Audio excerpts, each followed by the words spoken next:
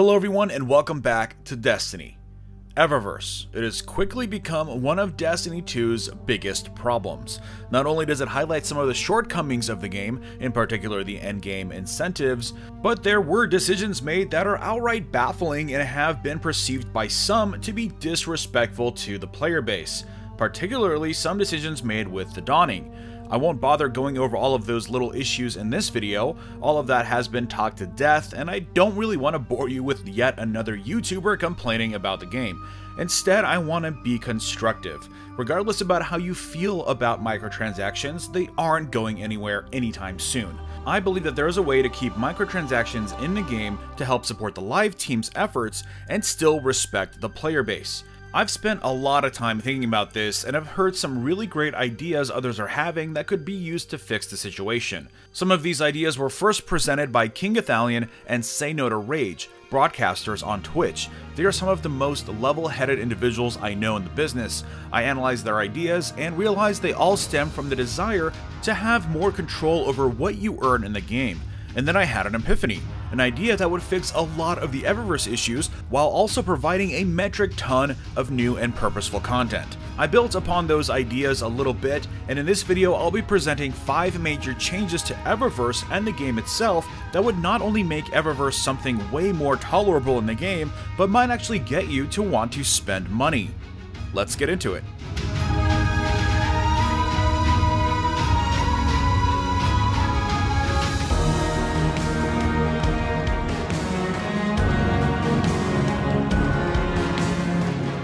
Now, before I begin, I want to stress that I don't believe that these Eververse ideas will fix the game all by themselves. The game still has a lot of issues that it needs to fix aside from this if Bungie hopes to course correct. We still need more weapons and armor with new models, not just reskins. The weapon system itself needs a lot of attention, strike-specific loot, and continuing to improve incentives for adventures in lost sectors, way more world quests and secrets to discover, a better way of tracking in-game lore, record books, a complete rework of the mod system, the list goes on. But right now, Eververse seems to be what is halting the game's forward progress and is dampening the effects of any improvements that Bungie hopes to implement moving forward. So for this video, we're going to focus on just Eververse. Again, a huge shout out goes to King Ithalian and Say No to Rage for coming up with these ideas. I'll leave a link to their Twitch streams down below. They're always a force of positivity and reason when it comes to topics like this, so definitely check them out.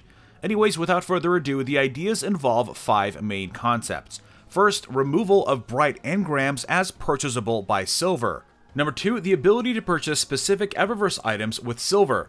Number 3, the ability to purchase specific Eververse items with glimmer. Number 4, the removal of ghost shells and the introduction of class items into Eververse. And then number 5, the introduction for quests to attain exotic Eververse items. So let's start with first and foremost, number 1, the removal of bright engrams as directly purchasable from Eververse. With all of the loot box controversy going around the gaming industry, this is the very least that they could do. The only thing I would keep are the curated starter pack boxes, reworked to only contain specific items, the idea being no randomness for sale. However, I would still retain the bright engrams as rewards for leveling up and completing live event milestones.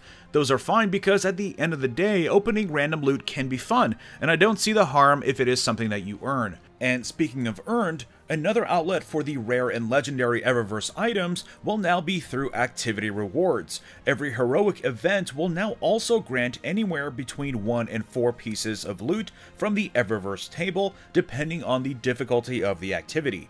Imagine also receiving an awesome new class item, ship, a mod, and a stack of shaders for completing the Prestige Nightfall. This would also help make heroic activities feel much more rewarding.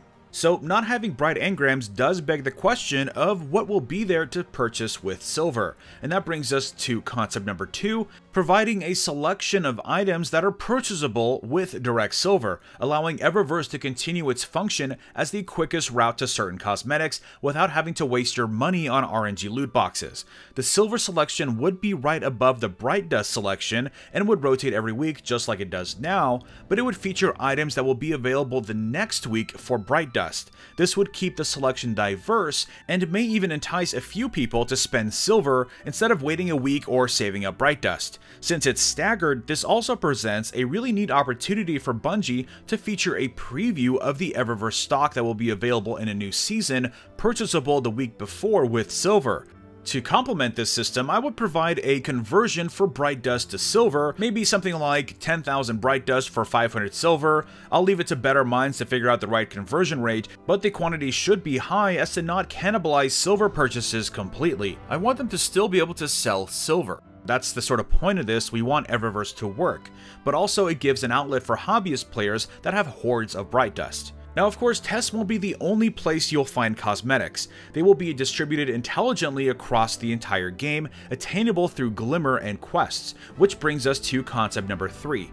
Eververse items will be available to more vendors in the tower. A perfect example of this that is currently in the game are mods. You can get them from Bright Engrams, or you can buy them directly from Banshee. All they have to do is just do that with more item categories. Rare and legendary ships and sparrows would be available from Amanda Holiday, the tower's actual shipwright. Give her something to do. Aside from that, we would have the return of Ava Levante as the Guardian Outfitter. Ava will be added to the tower and sell a selection of shaders, emblems, and class items for straight Glimmer. The selection would be different than Eververse to increase the selection that is available at any given time. This way you can stock up on the shaders that you really like. Big shout out to my buddy Benjamin Ratterman for putting together these Ava Levante mockups. I'll leave a link to his work down below. Also, since she is the Guardian Outfitter, she would sell a selection of legendary class items that are also available at Eververse, which brings up point number 4, the removal of ghost shells from Eververse, replaced by the introduction of class items into Eververse. Simply put, ghosts affect your gameplay and class items really don't. Plus, there is a severe lack of awesome class items in the game at the moment. The Art of Destiny 2 book is filled with incredible class items that have not made it into the game, and it's mainly because there is no real place for them in the current tower setup. The offerings at Eververse would include only legendary quality items. I'll go over exotic class items in a few minutes, but getting back to the ghost shells, they would now be available to earn or purchase from the vendors across the destinations. Similar to being able to purchase more armor after a certain number of rank ups, the same would apply to an increasing quality of ghost shells. The shells would become more effective and relate to the area you're in. You would also have a chance of attaining them through rank up packages. It would make ghosts more relevant and something you can actually pursue in a more purposeful way. Now, all of the previous points have been setting up the big final concept, which was the reason I really wanted to make this video in the first place, and that is concept number 5, the introduction of quests to attain exotic Eververse items. This would include weapon and armor ornaments, ships, sparrows, and class items. Let's start with class items as promised. When I sat down to think about this, I asked myself to think about what class items even are. To me, they are the ultimate sign of conquest in a certain specific activity or area. For instance, in Destiny 1, we had exotic class items with faction vendors. When you saw the class item on a Guardian, you knew they had to work really hard to get it, and they are proud of that allegiance. Bring the same back to Destiny 2, but greatly expanded. A class item quest would become available from literally every single vendor in the game at rank 25, including Iron Banner, destination vendors, and even the gunsmith. Why not?